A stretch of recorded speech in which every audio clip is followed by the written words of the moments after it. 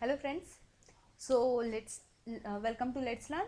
आता आपण स्टार्ट करणार आहोत आपला next topic, derive expression for the electrostatic potential energy. इथे एक ए राहिला यातला. ठीक आहे. सो बेसिकली या व्हिडिओमध्ये आपण काय बघणार आहोत की इलेक्ट्रोस्टॅटिक पोटेन्शियल एनर्जीसाठी जो फॉर्म्युला जो रिक्वायर्ड आहे तो आपण डिराइव्ह करणार आहोत. ठीक आहे. तर ॲक्च्युअल एक छोटंसं लाईक डायग्राम आहे, ती मी ऑलरेडी ड्रॉ केलेली आहे, ती मी तुम्हाला एक्सप्लेन करते. सपोज कन्सिडर करा की एक फिक्स्ड चार्ज आहे. ठीक आहे. आणि एका सेम सिस्टममध्ये, याच्या पूर्वीच्या व्हिडिओमध्ये मी तुम्हाला खूप साऱ्या गोष्टी सांगितलेल्या आहेत. तर आय प्रेफर की याच्या अगोदरचे व्हिडिओ बघून घ्या आणि याच्या अगोदरचे सगळे व्हिडिओ तुम्हाला खाली डिस्क्रिप्शन बॉक्समध्ये राहतील. ठीक आहे. आणि आता आपण बघणार आहोत एक्सप्रेशन जे आहे इलेक्ट्रोस्टॅटिक पोटेन्शियल एनर्जीसाठी ते कसं डिराइव्ह करू. तर बेसिकली मी तुम्हाला एक्सप्लेन केलेलं आहे की इलेक्ट्रोस्टॅटिक पोटेन्शियल एनर्जी म्हणजेच काय, की सपोज एखाद्या सिस्टीममध्ये मला एखादा चार्ज आहे जो की व्हेरिएबल चार्ज आहे, त्याला काय करायचं आहे, क्लोज आणायचं आहे फिक्स चार्जच्या अगेन्स्ट द इलेक्ट्रोस्टॅटिक फोर्स. ठीक आहे. तर against the electrostatic force, so the amount of work done is equals to electrostatic potential energy. याचाच अर्थ काय की एका सिस्टीममध्ये ही एक काय पूर्ण एक सिस्टीम आहे. या सिस्टीममध्ये एक व्हेरिएबल चार्ज आहे जो की मी या फिक्स चार्जच्या जवळ आणते. आता ऑब्व्हियसली जर सपोज दोघं पॉझिटिव्ह असतील तर याच्यावरती जो फोर्स ऍक्ट होईल तो कोणत्या डायरेक्शनमध्ये होईल, या डायरेक्शनमध्ये होईल इलेक्ट्रोस्टॅटिक फोर्स. तर मला काय करावं लागेल, याच्या अपोजिट डायरेक्शनमध्ये, याच्या अगेन्स्टमध्ये एक फोर्स द्यावं लागेल जेणेकरून हा चार्ज काय होईल, या फिक्स चार्जच्या जवळ येईल. ठीक आहे. आणि ते काय होईल, डिस्प्लेसमेंट होईल. मग मॅम तुम्ही आपण 10th चॅप्टरमध्ये बघितलं होतं, तुम्हाला अगेन डाऊट येईल मॅम, तुम्ही मागे एक्सप्लेन केलं होतं 10th चॅप्टरमध्ये की जर सपोज आपण एक अशी रिंग घेतली होती ना आणि तिच्यावर फोर्स एक या रिंगमध्ये या डायरेक्शनमध्ये होता आणि या रिंगमध्ये या डायरेक्शनमध्ये होता आणि ती मॅग्नेटिक फील्डमध्ये होती. इथे कोणत्याही फील्डमध्ये नाही, इलेक्ट्रोस्टॅटिक एनर्जी इथे मॅग्नेटिक होती. इथे इलेक्ट्रोस्टॅटिक इथे मॅग्नेटिक फील्ड होती. तर इथे ह्या मॅग्नेटिक फील्डमध्ये अशा प्रकारे फोर्स होता. तर हा फोर्स एकमेकांना कॅन्सल करत होता कारण हा ऑपोजिट डायरेक्शनमध्ये होता. मग मॅम तुम्ही इथे पण फोर्स एकमेकांना कॅन्सल कराल, तर इथे फोर्स कॅन्सल नाही होत. असं समजून घ्या की इथे फोर्स आहे 1. ठीक आहे. इथे फोर्स आहे 1.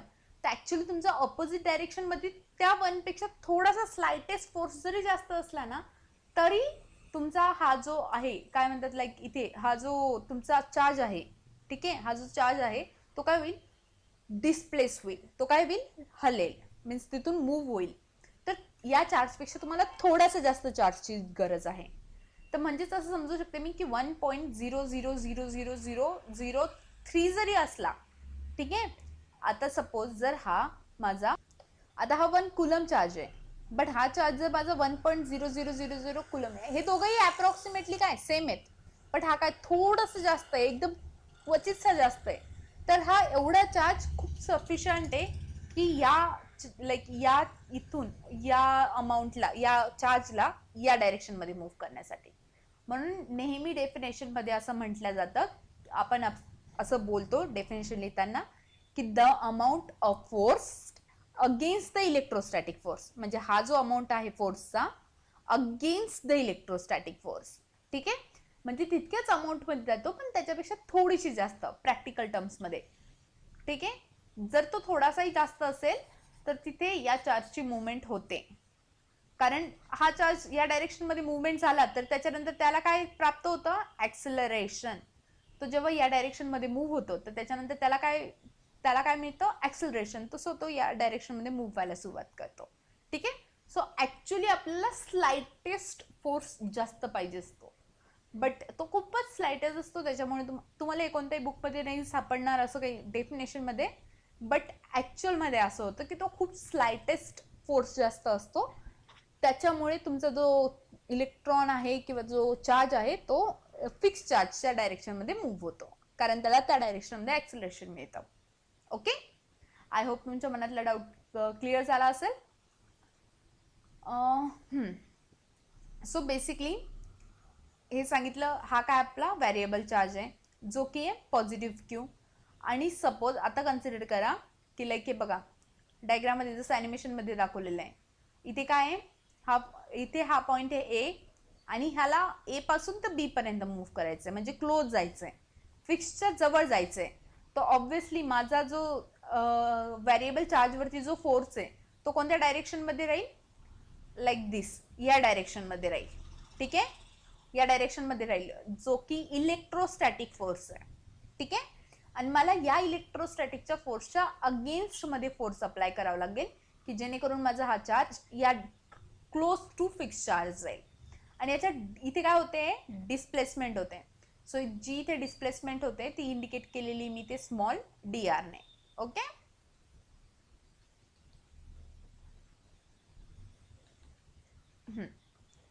सो ही काय तुमची झालेली डिस्प्लेसमेंट, स्मॉल डी आर काय आहे, डिस्प्लेसमेंट.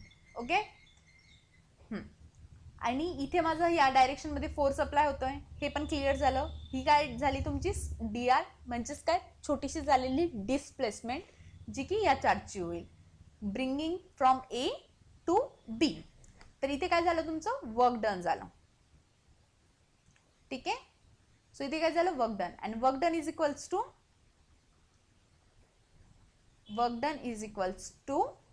फोर्स अँड डिस्प्लेसमेंट, या दोघांचा काय, डॉट प्रोडक्ट. फोर्स अँड डिस्प्लेसमेंटचा काय, dot product. Actually electrostatic force कसा आहे, डी आरची डायरेक्शन या डायरेक्शन मध्ये, इलेक्ट्रोस्टॅटिक फोर्सची डायरेक्शन या डायरेक्शन मध्ये, म्हणजेच या दोघांची डायरेक्शन काय एकमेकांपासून 180 डिग्री आहे.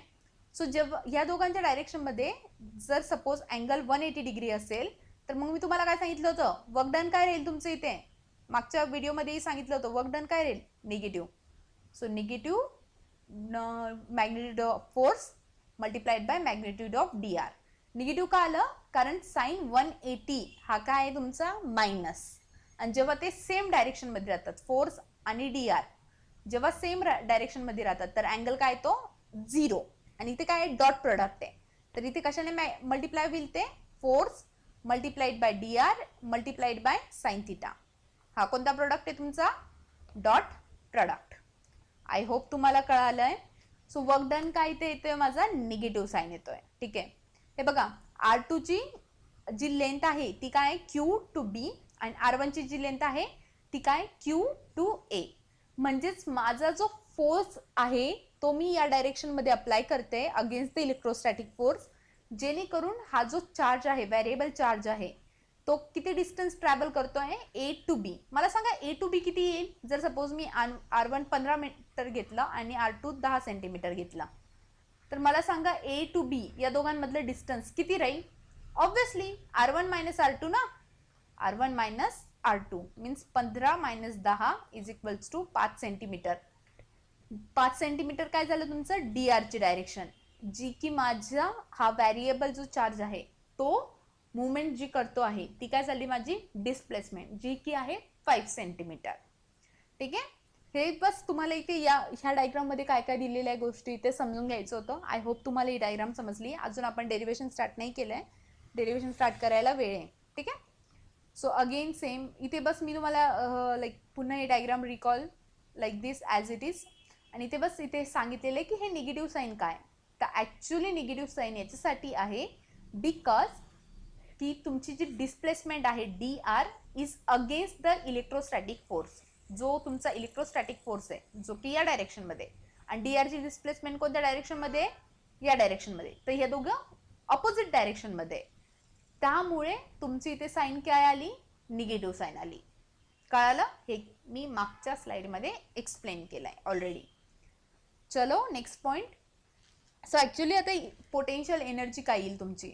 सो मी आतापर्यंत प्रत्येक वेळेस आपल्याला पूर्ण चॅप्टरमध्ये एकच गोष्ट दिलेली आहे, रिपीट करून तुम्हाला प्रत्येक वेळेस एकच गोष्ट सांगते की change in the potential energy is equals to the amount of work done for bringing that charge in a system from infinity to a some point. ठीक आहे, व्यवस्थित ऐकलेली तुम्ही डेफिनेशन खूप वेळेस. याचाच अर्थ काय की जर सपोज मला या चार्जला या पोझिशन पासून तर या पोझिशन पर्यंत आणायचं आहे, या चार्जला या ए पासून तर बी पर्यंत, ए पासून तर बी पोझिशन पर्यंत आणायसाठी, ठीक आहे, ए पासून तर बी पोझिशन पर्यंत आणायसाठी काय होते, डिस्प्लेसमेंट. ठीक आहे. आणि हा चार्ज ए टू बी पर्यंत आणण्यासाठी काय झालं माझं इथे परफॉर्म काय झालं, amount of work done perform केलं मी, अमाऊंट ऑफ वर्क डन. आणि हेच जे तुमचं अमाऊंट ऑफ वर्क डन आहे तेच काय तुमचं चेंज इन पोटेन्शियल एनर्जी. हे आतापर्यंत बघितलं मी. ठीक आहे. हे मागच्या स्लाइड्स मध्ये दाखवलेलं आहे. तेच जर मी मॅथमॅटिकल इक्वेशन मध्ये बघितलं तर ते कसं येईल माझं, चेंज इन पोटेन्शियल एनर्जी म्हणजेच डेल साइन. डेल इथे साइन काय इंडिकेट करतो, तुमचा हा जो साइन आहे मॅथमध्ये तो नेहमी चेंजसाठी इंडिकेट केला जातो. Change in potential energy is equals to integration over R1 to R2 du.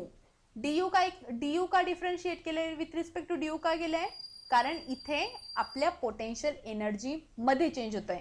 म्हणजेच ऑब्व्हियसली जी पोटेन्शियल एनर्जी या क्यू चार्ज मध्ये राहील इथे ए पोझिशनला असताना ती मीन्स इथे जर सपोज मी U1 घेतली तर इथे काय येईल माझी पोटेन्शियल एनर्जी U2 येईल. म्हणजे तिथे दोघांचं काय होतं U1 मायनस U2. ठीक आहे. So change in the potential energy at point here to here. ठीक आहे. म्हणून आता ते डिस्टन्स काय आपल्याला दिलेलं R1 टू R2. आणि चेंज इन पोटेन्शियल एनर्जीज काय तुमचं, चेंज इन पोटेन्शियल एनर्जीज काय अमाऊंट ऑफ वर्क डन. आणि अमाऊंट ऑफ वर्क डन नेहमी कशाने इंडिकेट होतं, force multiplied bye displacement. Force आणि डिस्प्लेसमेंट या दोघांचं काय आहे युनिट वेक्टर. ठीक आहे. हे युनिट वेक्टरने मल्टिप्लाय केलेलं आहे. आणि निगेटिव्ह साईन का आलंय हे पण मी तुम्हाला एक्सप्लेन केलेलं आहे. ठीक आहे. ॲक्च्युली हे तर युनिट वेक्टर नव्हते घ्यायला पाहिजे, अशा प्रकारे मॅग्निट्यूड घ्यायला हवी होती. हे चुकलेलं आहे, हे तुम्ही करेक्ट करून घ्या. हे युनिट वेक्टर नाही येणार इथे, कारण हे ऑलरेडी मी सिम्प्लिफाय केलेलं आहे ना. जर तुम्ही युनिट वेक्टर घेताय तर दोघांचा डॉट प्रोडक्ट फक्त तुम्हाला एवढं लिहिलं जातं. बट जेव्हा तुम्ही सिम्प्लिफाय करतात तर तुम्ही मॅग्निट्यूडमध्ये लिहितात आणि त्याच्यानंतर तुम्हाला साईन दिल्या जातं. ठीक आहे.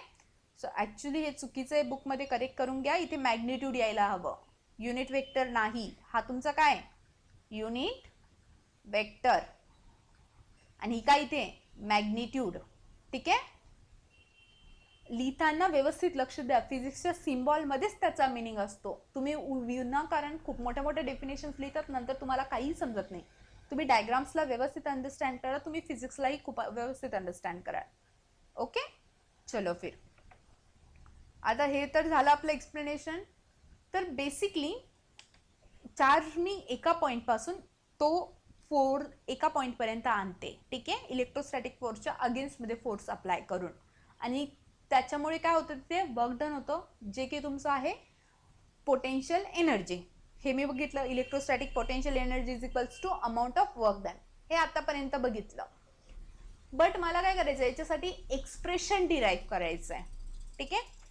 तर ॲक्च्युअलमध्ये the electrostatic force that is equals to Coulomb force between the two charges separated by distance. म्हणजे जर सपोज हा एक चार्ज असेल आणि हा एक चार्ज असेल तर ह्या दोघांमध्ये जे इलेक्ट्रोस्टॅटिक फोर्स असतो, ज्यालाच की तुम्ही म्हणतात की कुलम फोर्स. ठीक आहे. इलेक्ट्रोस्टॅटिक फोर्स और कुलम फोर्स तो किती आहे 1/4πε0 negative capital Q multiplied by Q0 divided by R² into R cap. So actually R cap is nothing but a unit vector.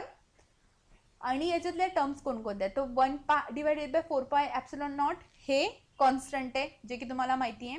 Capital Q म्हणजेच तुमचा फिक्स्ड जो आहे त्याचा चार्ज, कॅपिटल क्यू मीन्स जो fixed आहे त्याचा चार्ज, आणि इथे Q0 मीन्स जो मूव्हिंग आहे त्याचा चार्ज. ठीक आहे. आणि R², so basically R is the distance between them. कळालं.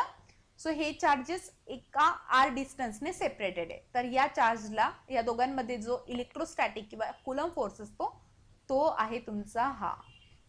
ठीक आहे. आणि R cap is the unit vector. आणि आपण आता मागच्या स्लाइडमध्ये काय बघितलं, व्यवस्थित आठवण करून द्या. मागच्या स्लाइडमध्ये काय बघितलं, potential energy, change in potential energy means U1 minus U2 हे पण घेऊ शकतो आपण. Integration over R1 to R2 minus F, जी की इथे मॅग्निट्यूड येईल, युनिट वेक्टर नाही येणार, फोर्स इंटू dr. हे आपण मागच्या व्हिडिओमध्ये बघितलं. सो मी इथे काय करते, बेसिकली हा जो फोर्ससाठी दिलेला आहे ना फॉर्म्युला, इथे फोर्स जे दिलेला आहे ना, इथे मी हा फॉर्म्युला टाकते, हा ब्लॉक मधला फॉर्म्युला मी फोर्समध्ये टाकते आणि ॲज इट इज इक्वेशन लिहिते. तर इक्वेशन काय येईल माझं, change in potential energy from R1 to R2 that is du is equals to, मी असं म्हणू शकते की U1 minus U2 is equals to R integration over R1 to R2 minus 1 divided by 4 pi epsilon naught into Q, capital Q multiplied by Q naught divided by R square into R cap into like dr. So basically मी फक्त काय केलं, हे बघा इकडे मागच्या स्लाइडवर येऊया आपण पुन्हा. हा जो फोर्स होता इथे मी हे ॲज इट इज पुट केलं, बट इथे निगेटिव्ह साईन कॅन्सल नाही होणार का, कारण इथे सुद्धा तुमची जी आर डिस्प्लेसमेंट आहे आणि जो फोर्स आहे ते इथे इलेक्ट्रोस्टॅटिक फोर्स या डायरेक्शन मध्ये आणि आर डिस्प्लेसमेंट कोणत्या डायरेक्शन मध्ये, या डायरेक्शन मध्ये. सो हे सुद्धा अपोजिट डायरेक्शन मध्ये, म्हणून हा साइन निगेटिव्ह आहे आणि इथे सुद्धा रिझन सेम आहे, तर म्हणून हे इथे इक्वलच राहतील, तर तो ॲज इट इज फोर्स येईल. ठीक आहे, हा जो फोर्सची मॅग्निट्यूड आहे जी ॲज इट इज येईल, कारण दोघं याच्यात कंडिशन काय आहे, direction of the displacement and direction of force हे काय अपोजिट आहेत, म्हणून हा साइन इथे निगेटिव्ह आलेला आहे आणि इथे सुद्धा सेम रिझन आहे. तर त्यामुळे मी इथे साइन प्लस होणार नाही, तुमचं निगेटिव्हच राहील, कारण सेम दोघं गोष्टीमध्ये तुमचं रिझन सेम. ठीक आहे, सो इथे प्लेस केलं ॲज इट इज.